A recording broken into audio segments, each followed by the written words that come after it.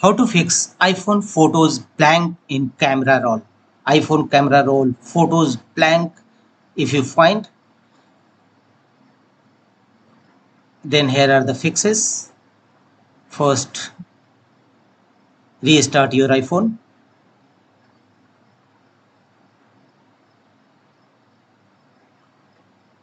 This is the first workaround. Restart your iPhone. Turn off your iPhone. And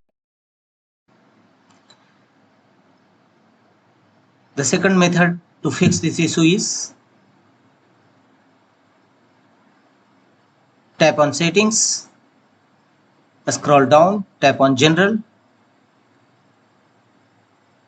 and tap on iPhone storage, and make sure that sufficient storage is available in your iPhone. Sometimes less storage may be a cause of camera roll photos shows blank.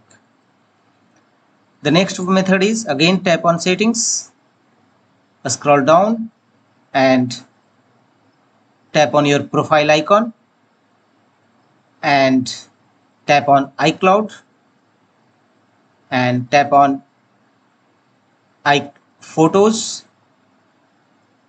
and scroll down and tap on download and keep originals.